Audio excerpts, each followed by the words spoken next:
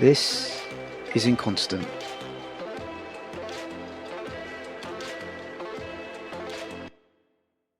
Hello, I'm back. It's been a while. The original plan was to record an episode with my buddy Emmanuel where we'd be discussing the TV show Devs. Unfortunately, I've not got round to watching Devs yet, and that makes discussing it a bit of a problem. I will watch it within I've given myself 2 weeks to kind of binge through it. In the meantime, it's been a while since I've put an episode out, so what I thought I'd do is read a bit of a book just to get some content out there, and then I might do a randomly generated podcast for the next episode. I've got a theme decided for season 3, but I want to actually do some proper production and record as many episodes of that and get those in the can before I release season 3. So let's get started with the book reading. I'm just going to do some claps. Okay. I'm going to be reading The Forsaken Inn, a novel by Anna Katharine Green, and I'm reading this off of the www.gutenberg.org. Alright, so this is a public domain book, so I should be fine reading from it, I think. The Forsaken Inn. Chapter 1. The Oak Parlour. I was riding between Albany and Poughkeepsie.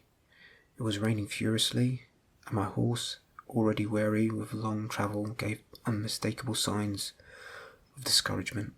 I was therefore greatly relieved. In the most desolate part of the road I spied rising before me the dim outlines of a house, and was correspondingly disappointed upon riding forward. I perceived it was but a deserted ruin I was approaching, whose falling chimneys and broken windows betrayed a dilapidation so great that I could scarcely hope to find so much as a temporary shelter therein. Nevertheless, I was so tired of the biting storm that I involuntarily stopped before the decayed and forbidding structure, and was in truth withdrawing my foot from the stirrup, where I heard an unexpected exclamation behind me, and turning saw a chaise from the open front of which leaned a gentleman of the most attractive appearance. "What are you going to do?" he asked. "Hide my head from the storm," was my hurried rejoinder. "I'm tired, and so is my horse, and the town, according to all appearances, must be at least 2 miles distant." "No matter if it's 3 miles. You must not take shelter in that charnel house," he muttered, and moved along in his seat as if to show me there was room beside him. "Why?" I exclaimed, struck with sudden curiosity. "Is it one of the haunted houses we hear so much of? If so, I should certainly enter, and be much obliged to the storm for driving me into so interesting a spot."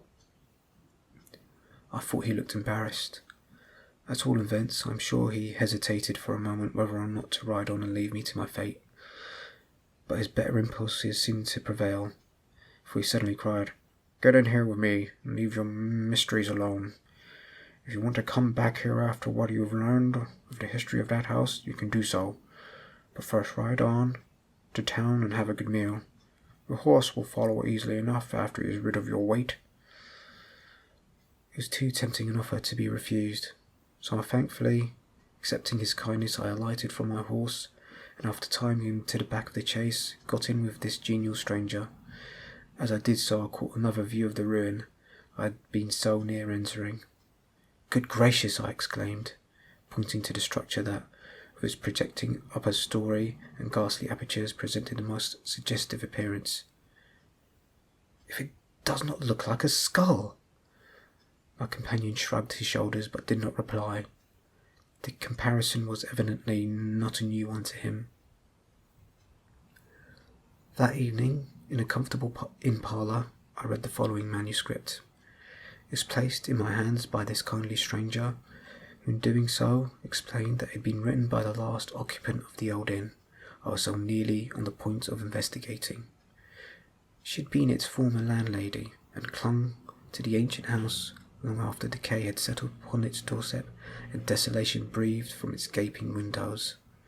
She died in its north room, and from under her pillow the discoloured leaves were taken, the words of which I now place before you. Now that is what you call a cracking opening.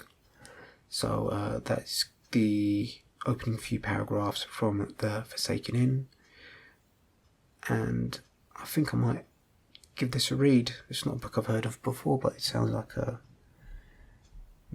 mystery, gothic style story. Alright, that's it guys, that's it for this episode. Keep an eye out for See-Through Panel.